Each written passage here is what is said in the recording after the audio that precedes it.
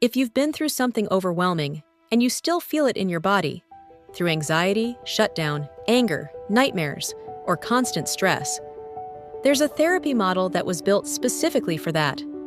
It's called TFCBT, which stands for Trauma-Focused Cognitive Behavioral Therapy. In this video, I'll explain what TFCBT is, what it's for, and the parts of it that anyone can use to support healing. This is educational and not a substitute for therapy. TFCBT is typically provided by trained clinicians, especially for children. But many of its skills can be used safely as coping tools. And if you ever feel unsafe or in crisis, please reach out for immediate support in your area.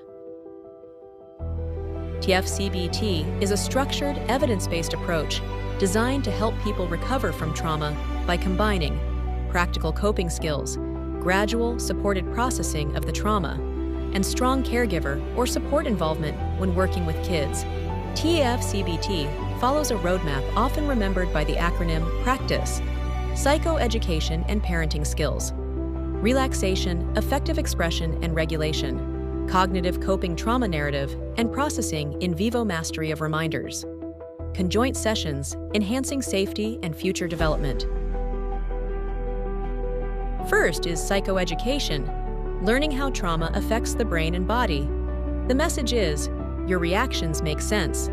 Trauma can change sleep, attention, mood, and how safe the world feels. Naming that reduces shame and helps people stop blaming themselves.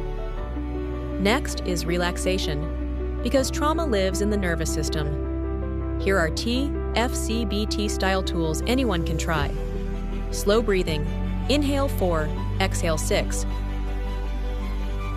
Grounding. Name 5 things you see, 4 you feel, 3 you hear. Muscle release.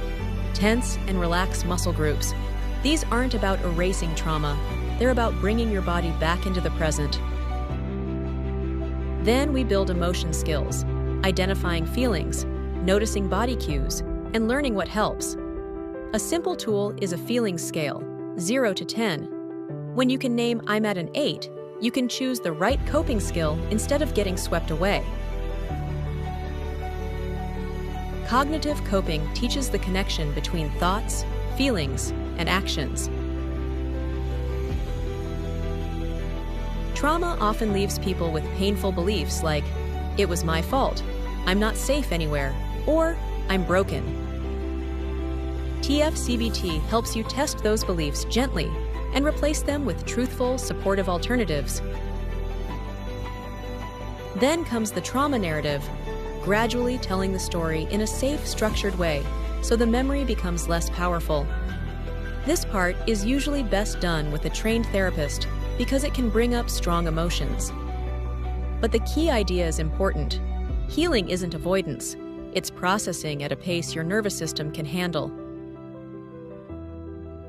TFCBT also includes in vivo mastery, which means to gradually face trauma reminders and related fears that have been avoided. Conjoint sessions, which are sessions with a therapist and a caregiver when working with children. Enhancing safety, building a plan to establish boundaries, ensure protection, and increase the use of coping skills. These together help people regain confidence and reduce fear-driven patterns.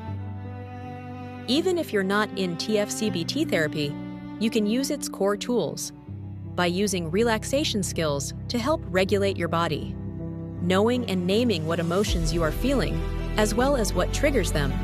Was it a thought? What did you tell yourself to feel this way? Learn to reframe these negative self-talks.